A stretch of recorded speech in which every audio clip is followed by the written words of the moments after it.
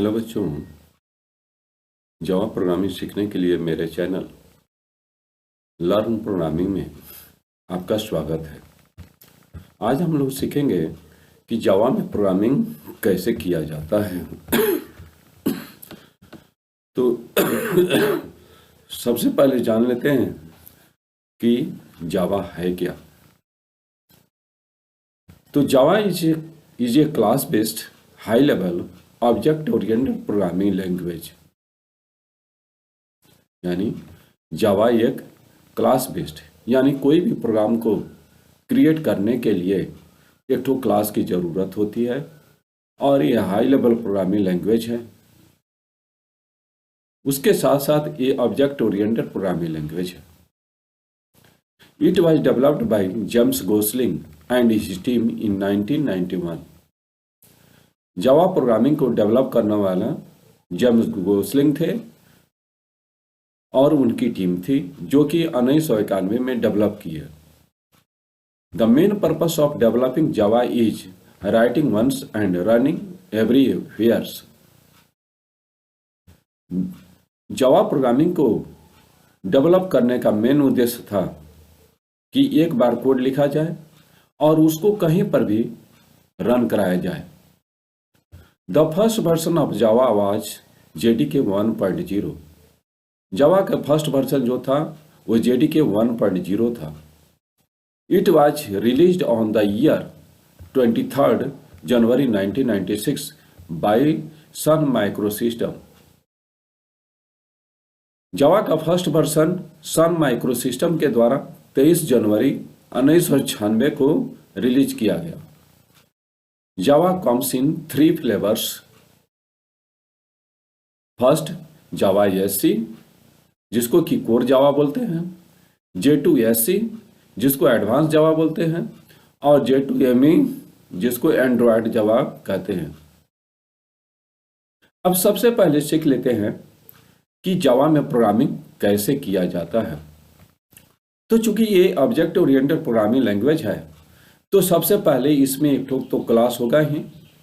तो सबसे पहले हम एक क्लास क्रिएट करते हैं। क्लास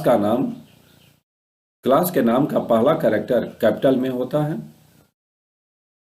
उसके बाद हम कर्ली ब्रेसेस देते हैं और उसमें एक ठो function public static void main यानी मेन नाम का फंक्शन एक ठो क्रिएट करते हैं जिसमें स्ट्रिंग टाइप का एक ठो एरे पास करते हैं और इसी फंक्शन के अंदर हम लोग अपना कोड लिखते हैं।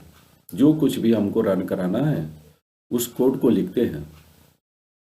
अब सीखते हैं कि कैसे जावा के प्रोग्राम को कंपाइल और एग्जीक्यूट किया जाता है।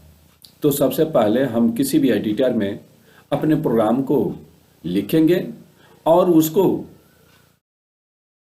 जो हमारे प्रोग्राम के जावा के प्रोग्राम का क्लास का नाम होगा वही नाम हम अपने जावा के प्रोग्राम का फाइल का नाम देंगे और उसके साथ साथ जावा एक्सटेंशन जोड़ देंगे।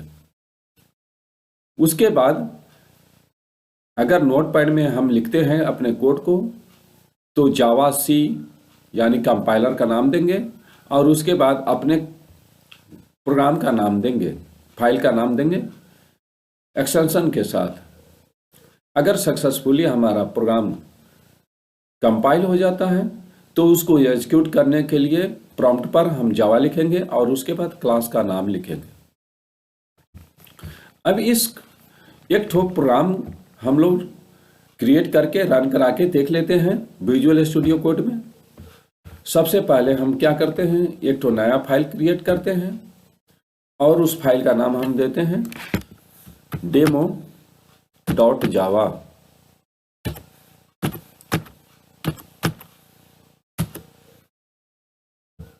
ठीक है, यहां पर हम क्लास क्रिएट कर लेते हैं।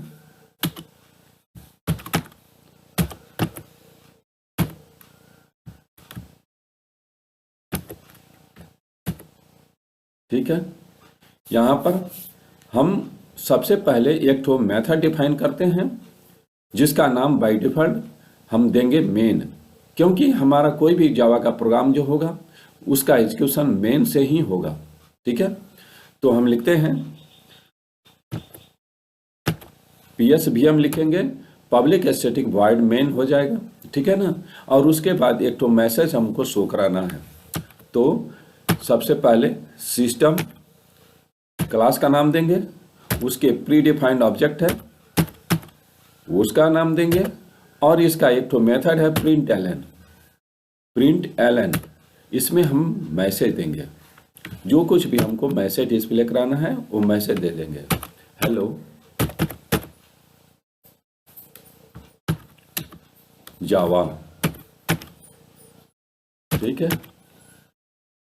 और उसके बाद अब इसको हम कंपाइल करेंगे, यहां से कंपाइल करके और रन कराएंगे।